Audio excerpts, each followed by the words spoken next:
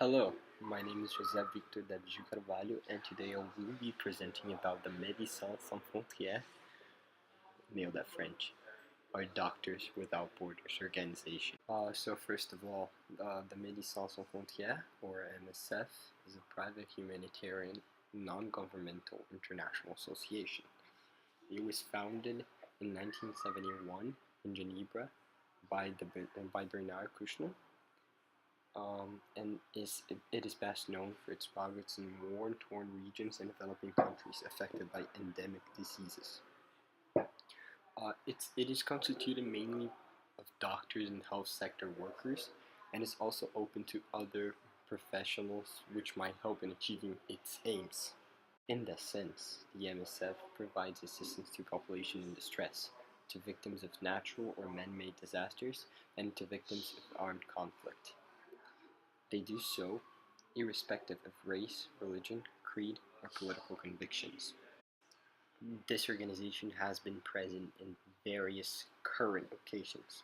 For instance, the ongoing mission of the public treating and education about AIDS in sub-Saharan Africa, and actions in Cambodia since 1989. According to Kiran Jobanputra, a doctor from England and participant of the MSF in Congo, perhaps this vision is not always very salient, perhaps my motivation flags at times, but it is always there, peeping through amongst the emotional baggage at the origin of my desire to do this work. I believe, and not just a gloss, I have applied as an afterthought. This shows that the participants' motives are to grant people in situation of distress with good health conditions and education about diseases that surround them. Although, according to the official MSF website, their main purpose is a humanitarian action to save lives, relieve acute suffering, and help restore the potential of individuals who find themselves in life-threatening circumstances. In each country where the MSF is working, one or more of 4 events have taken place, triggering a medical humanitarian response and speaking out to assist those in need. As consequences of these actions, it is possible to note that they will provide basic factors like clean water, food, and sanitation, like what is seen in Africa and in Cambodia, which will consequently help these people in distress to overcome their precarious state of life and even exit the poverty trap. As consequences of these outcomes, the aid given will help the people to overcome issues that might damage their involvement in the economy, thus the ones that limit their help in making the economy grow. This could be seen in an instance where a person with malaria overcomes the disease with the help of the MSF and is able to pursue the job. This job generated will mean that income will increase, giving more affordability for such individuals to consume, therefore increasing the flow of money in the economy.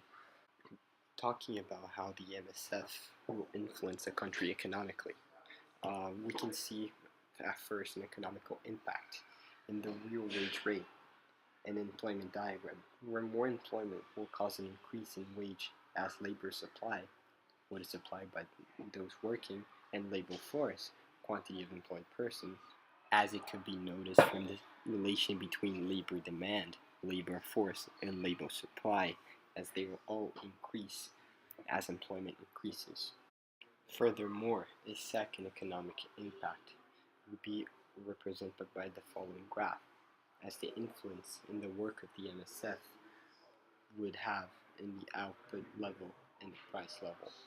As we can see, the short run aggregate supply shifts as there will be more output for less price, and also the same thing happens to aggregate demand as it shifts to the right, and also long run aggregate supply, as they will be provided with more utensils to succeed economically. Economical aspects as such, which could be seen in countries like Cambodia, for instance, where since the MSF intervention in 1989, their unemployment rate has decreased substantially, which, as seen from this graph with information taken from Trading Economics plus the World Bank, we see that there has been a decrease from 1994 to 1995 and forward. This is because of the not immediate results from the MSF, so they take a really while to work.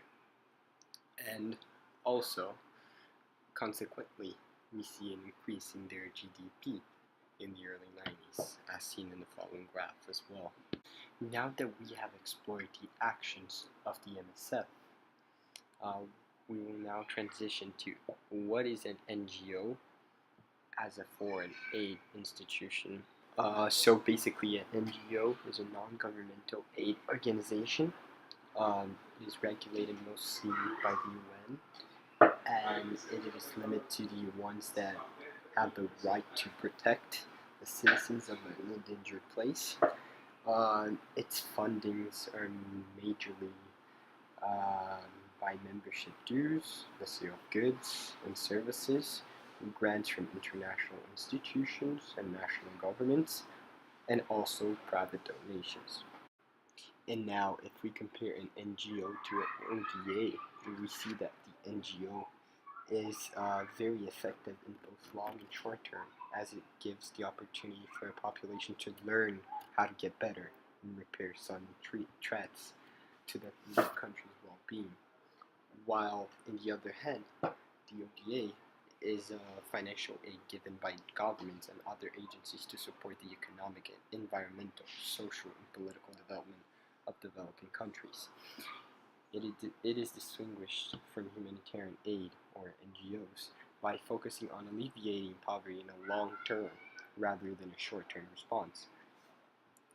Thus, it is very effective when desiring a strictly long-term effect greater than short-term, and very helpful for monetary aid that is based within developed countries.